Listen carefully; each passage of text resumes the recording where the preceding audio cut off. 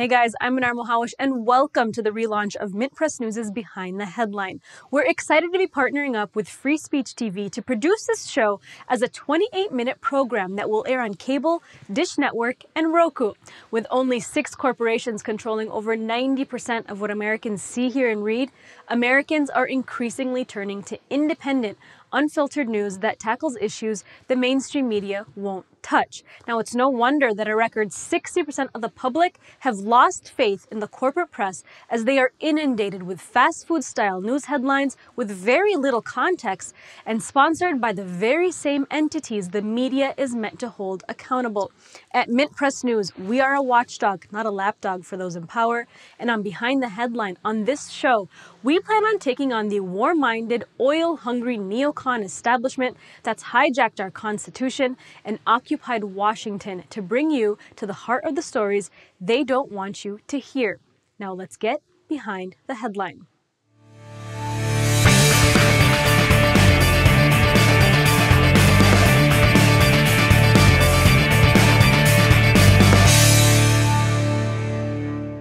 When peace talks were arranged to put an end to the years-long Syrian crisis, there were some questionable parties slated to sit at the negotiating table in Geneva. Now, before those talks were postponed in February as fighting escalated inside Syria, the Western media was buzzing, describing the Syrian opposition leading those talks as moderate. Yet there was little mention of who these groups really are, who's behind them, and their agenda beyond get rid of Assad. So here's what you need to know about these so-called moderates. The Syrian opposition leading the talks is known as the High Negotiations Committee, a carefully crafted nondescript banner. Now that coalition, though, is much more complex than its name indicates. It aims to unite the thousands of opposition fighters operating inside Syria. And if you've been following the crisis carefully, you'd know that most of the opposition is now made up of armed jihadists vying for power or who've been acting as proxies to Saudi Arabia, Turkey, and Qatar since 2011 to overthrow the Syrian government. Many of these moderate rebels have literally ripped Syria apart through sectarianism and violence, and they've done it all with weaponry and financial support from competing proxy nations.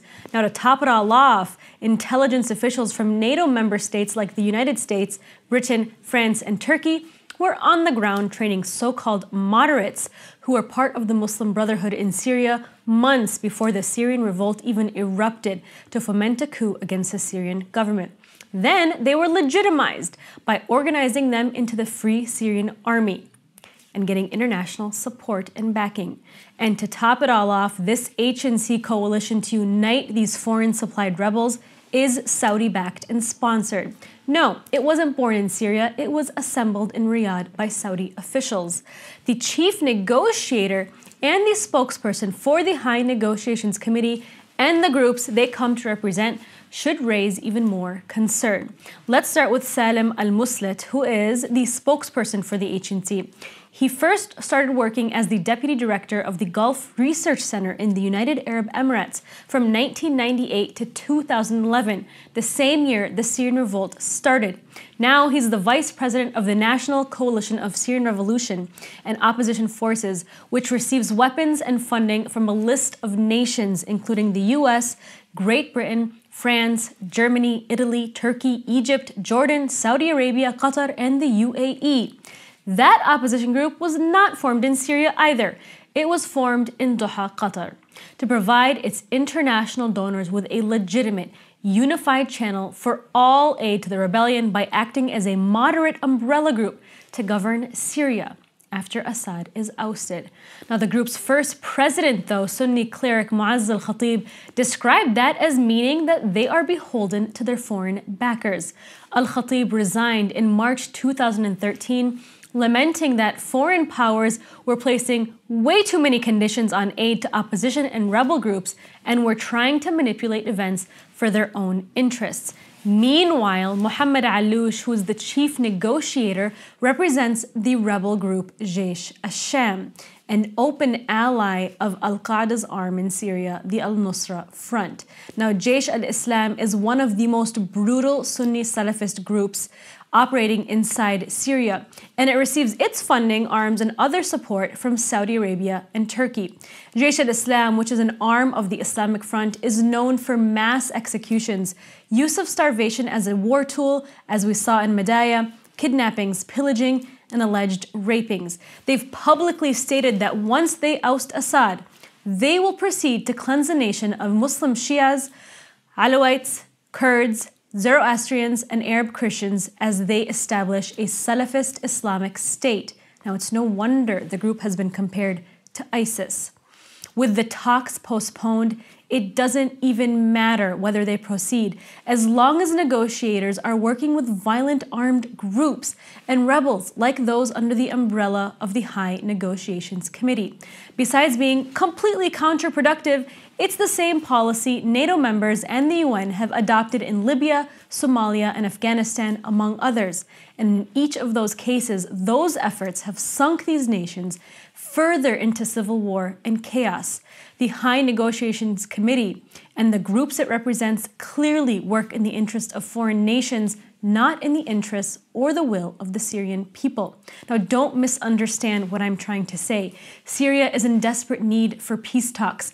The ongoing crisis, which has led to the deaths of over 250,000 people and 11 million refugees, has left Syrians in the impossible position of having to choose between living in a war zone, being targeted by groups like ISIS and these competing rebel groups, as well as the Syrian government's brutal crackdown, or whether to fare dangerous waters to reach safety. But anything resembling peace talks simply cannot proceed with jihadists and representatives of foreign nations with a blatantly genocidal, apocalyptic vision for the future of the country. If our leaders truly care about ending terrorism, maybe they should start by not participating in it. And if our leaders truly care about democracy and freedom, then they'd allow the Syrian people choose their own fate without supplying weapons and meddling in their affairs. Maybe for once, they'd even put people over profits. Like most peace talks, the goal isn't ultimately peace. These talks represent little more than political theater to subdue the masses against the tragic situation that we, Western nations in the Arab Gulf states, allowed to unfold.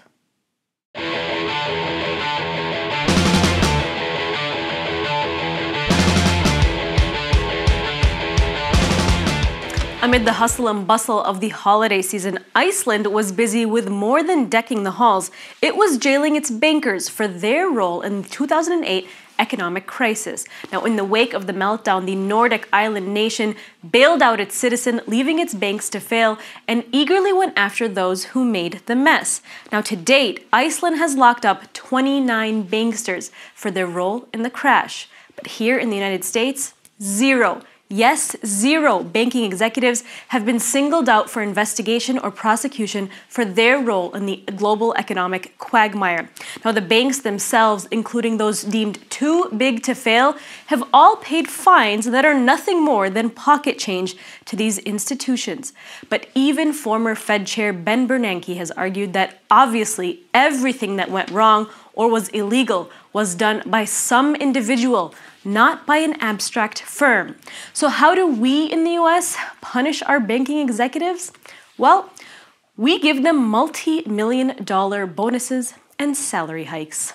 Here to discuss why that's the case and if it will ever change is Brandon Garrett, a law professor at the University of Virginia and author of Too Big to Jail. Thank you so much, Brandon, for joining me today. You know, last month you wrote about 2015 being a record year in prosecutions of wrongdoings, of corporations specifically, and of the $9 billion in total penalties paid by companies, $7 billion came from banks. Why the sudden shift?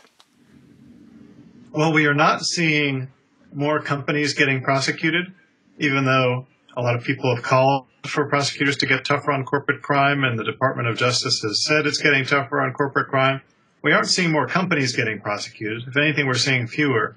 What we are seeing is far bigger penalties. And one thing that happened in 2005, which really was unusual, is that so many of the companies that were prosecuted were banks. In fact, half of the companies prosecuted in federal courts last year were banks, and the bulk of the penalties, 7 of the 9 billion in penalties in these corporate criminal cases, was paid by banks. Some of that is likely to continue. Every year we've been seeing bigger and bigger cases being brought against financial institutions in terms of the size of the penalties they are paying. Part of the reason may be bigger and bigger crimes that banks are getting caught carrying out. And so when you have record-sized criminal schemes, you're going to get record-sized criminal fines. And going off of what you just said, the DOJ vowed last year to stop letting corporate criminals off the hook, but then it declined to prosecute corporations like Boeing and GM officials in serious cases involving fraud and public safety. Why aren't individuals being held accountable for their actions?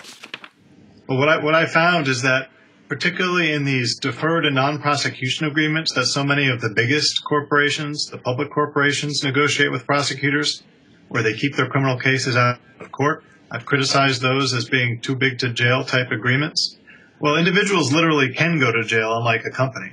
It's only about a third of the time that any individuals are even charged in these cases. And often when individuals are charged, it's not particularly high up individuals. Same is true for prosecutions of financial institutions. It's about the same. About a third of the cases, you see individual bankers getting charged. But that's a real concern. And many high-profile people, Senator Warren, Judge Jed Rakoff, both Democratic presidential candidates, have said, wait a minute, these companies are paying enormous fines because they agree, they concede that terrible crimes were committed.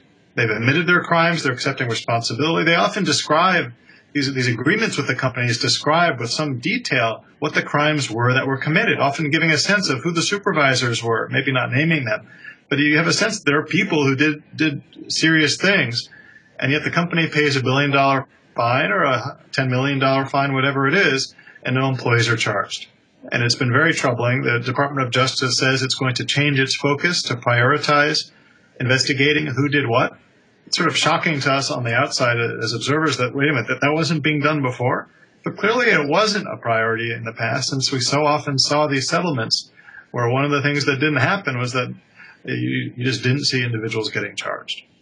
Right. I mean, considering what you just said, the U.S. is home to the world's largest prison population, many who are serving jail time for petty crimes, and have been victim to the war on drugs. What do corporations and their employees know that the rest of the jail terming service public doesn't? Well, it's a lot easier to prosecute lots of people for straightforward, easy-to-prove crimes like drug possession, for example. A huge chunk of the federal docket in terms of numbers of people are immigration prosecutions, where sometimes it's even conceded that the person overstayed their visa or is here illegally. They're going to be deported anyway, but prosecutors are tacking on a criminal sentence to something which is really a violation of immigration rules, a civil violation, which wouldn't be treated as a crime in most countries, but those are hard cases to process by the tens of thousands. Corporate crime cases really are far more complex, and it can be much more work to litigate them and figure out who knew what. It's really important to prosecute the corporation itself because only the corporation may have that full access to all the documents and emails and interviews with employees to try to figure out who actually knew what. And so in a corporate crime case, there may be an allegation that something that the business did was fraudulent, but who knew it was fraudulent? Was it the supervisor who signed off on it? Was it the 10 people working under the supervisor? Was it the general counsel or the accountant or the compliance officer who also signed off on the plan or the deal? But there may be lots of people working in groups, and specialization can make corporations effective and able to do remarkable things in society. It can also make it much harder to unravel criminal intent. And so these are absolutely expensive, difficult cases. Sometimes in the past, prosecutors have really tried and invested real resources into trying to bring lots of these cases, often with some real notable successes, and sometimes acquittals of high-level executives. I kind of think it's important to put criminal cases to the test. It's fine if difficult cases end up resulting in non-convictions of people maybe who shouldn't have been charged or where the case was difficult to make. But prosecutors need to try in cases that have such a serious, involve such serious harms to the economy. Right, and you make a very good point. And now we have the presidential elections coming up now with presidential candidates supported by big banks and corporations like Hillary Clinton and most of the Republican Party. How can we expect anything to change? Is there any candidate who might be above the manipulations of major money interests? Well, I don't think that presidents are being manipulated in corporate crime cases. These cases are handled at the U.S. attorney level and within the Department of Justice. It is true that serious public companies, financial institutions that get prosecuted will seek review of their case up to the highest levels in the Justice Department. So I do think it matters who our next U.S. attorney is and what policies that U.S. attorney has. We've seen really good changes come out of the Department of Justice under Loretta Lynch. Some of those were things that Holder was seriously thinking about before he left. And so I do think that the public criticism of the way these corporate cases have been handled really has impacted the Department of Justice, and it will hopefully continue to do so in the future. But I do think it matters that we have a president who is willing to appoint an attorney general that wants to take corporate crime seriously. I also think that it matters that there be a plan for how to tackle complex corporate crimes. It's not just enough to have an attorney general that says, "Oh yes, there's no such thing as too big to jail. We'll go after any crime if we find it." You're not going to find it unless you have real resources dedicated towards investigating these complex corporate crimes. And so, we've seen some really good statements on the Democratic side about the importance of allocating resources to corporate investigations, maybe the need for legislation to change the way that corporate investigations and prosecutions are handled. I've been really impressed with the detail of Hillary Clinton's proposals on this subject, and Sanders has made more general but strong statements on this topic. We haven't heard anything about the problems and the need to prosecute corporations on the Republican side, of course. Well, thank you so much, Brandon. We look forward to having you on again soon. Thank you. Thanks so much. Prior to its signing in New Zealand in February, the Trans-Pacific Trade Partnership was the subject of years of top-secret negotiations. Of course, it's hard to keep a big secret for long. In November of 2013, WikiLeaks released the draft of the entire chapter on intellectual property rights. The organization described it as perhaps the most controversial chapter of TPP due to its wide-ranging effects on medicines, publishers, internet services, civil liberties, and biological patents. Now, the TPP is a trade agreement among 12 Pacific Rim nations, including the US and Japan. Now, conspicuously absent, though, is China. That's because, in addition to serving as a complement to the Transatlantic Trade and Investment Partnership, or TTIP, a trade pact between the US and the EU, which is also shrouded in secrecy, the TPP provides a buffer against China's growing influence in the global economy. Now, China presents such a challenge to American hegemony around the world that Washington has been pulling out all of the soft power stops to stimulate it, including pushing forward these controversial trade pacts led by the most prominent corporations that will ultimately cover 60% of the global GDP. That according to WikiLeaks. Now, touted as a means to protect American workers and industry, the deal actually does the complete opposite. If anything, it's really a corporate coup of governments and industries. It usurps the legislative authority of Congress and world governments by writing its own rules concerning safety and labeling of foods, access to healthcare and medicines, regulation of banks, rights of workers, future energy sources, and so much more. So its scope is essentially everything across the board. And President Obama's fast-track authority means he doesn't even need to run it past our lawmakers before signing the U.S. up on the largest and most controversial trade deal since NAFTA.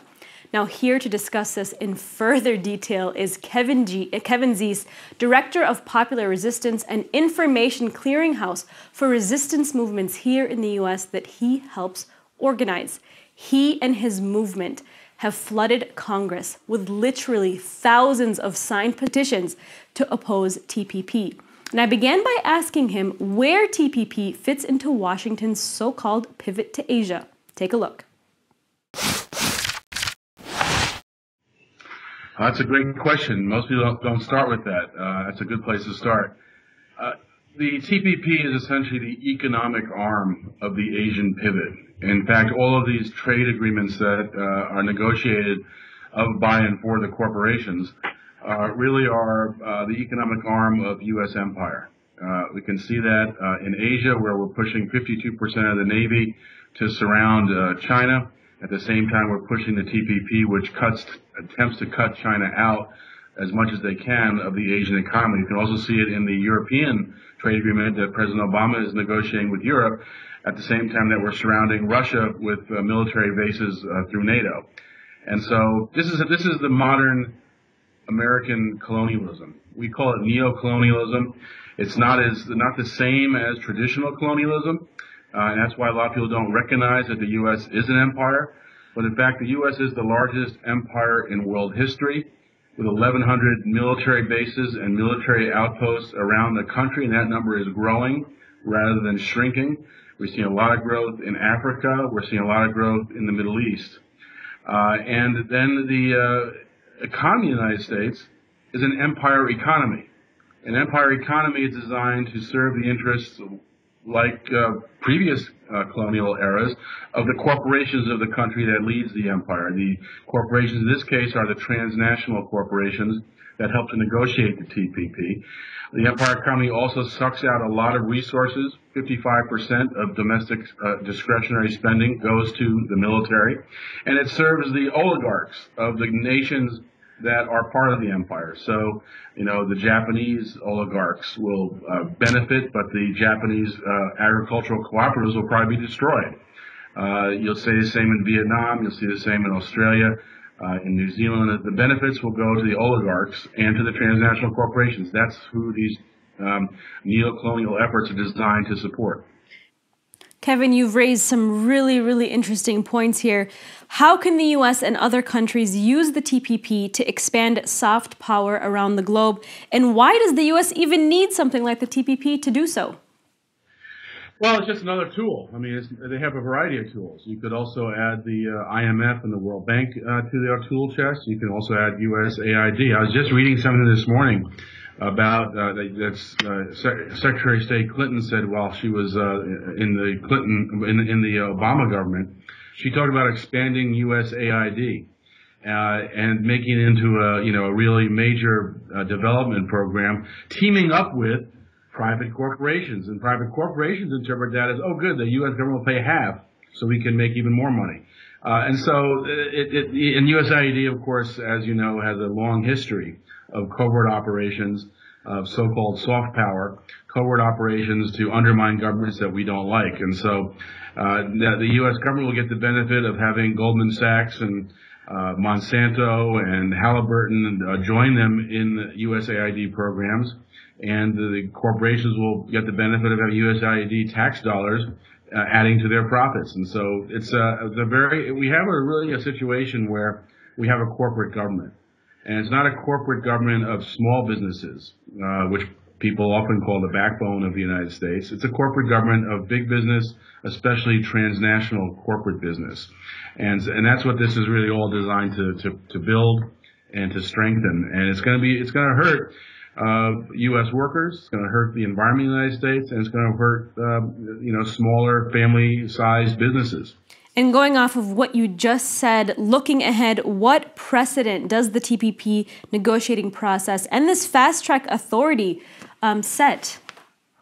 Well, it builds on previous precedent, and it learns from mistakes of previous efforts. In the past, they weren't as secret in their negotiations. TPP was kept secret for as long as possible. They actually wanted to keep it secret longer. They wanted to keep it secret for 4 years after it was ratified, as bizarre as that sounds.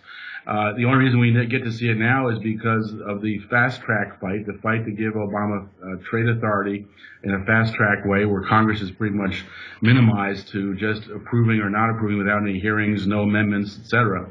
And to get that through, President Obama had a hard time. It took him a couple of years' effort. And to get it through, they needed to compromise. And one of the compromises was letting us see the TPP for 90 days before it was signed. It was just signed, of course, yesterday. And that 90-day period ended. But that gave us the opportunity to actually see what was in the TPP. It wasn't just leaks. With leaks they can say, well, that's not accurate, I'm not going to comment, or that's out of context. But now we got to see all 6,000 pages. And by having that opportunity, it was much easier to organize people because we could tell them what's really in the TPP, what it really will do to food safety, to access to medicines, to regulating of Wall Street banks, to, almost every aspect of our lives is impacted by this. And we could actually reach out to different constituencies and say, right here it says, this is what's going to do to your issue. And so people can join us and get more involved. Well, it even raises the question, if that pivot is so public, why all the secrecy surrounding negotiations of this trade partnership? Well, I think the secrecy, they really want to keep it secret as long as possible because the facts hurt. Knowing what's really in the TPP makes it much less popular. We're seeing our protest movement getting stronger since it was made public. Today there'll be almost 40, protests around the country, as well as in 7 nations. And so it's a movement that's getting stronger as time goes by. And it's making putting a lot of pressure on Washington, D.C. Less and less elected officials want to vote on this in an election year. And that's important because the way these trade agreements are defeated is by delay. And so now that it's public, the movement grows, gets harder to pass, especially in election year, and we may be able to delay this until the next president, and then we'll have to fight again, most likely, unless we're extremely surprised and see Bernie Sanders get elected president. He's really the only really strong anti-TPP candidate. The others, Hillary Clinton has been mixed on this. She finally came around to saying she's opposed to it. We're not sure what that really means in the end. And they're also, most of the Republicans, top-tier Republicans, are also opposed to it, but we're not sure what that means to them either. They may mean it's not good enough for the corporations. I'm not sure.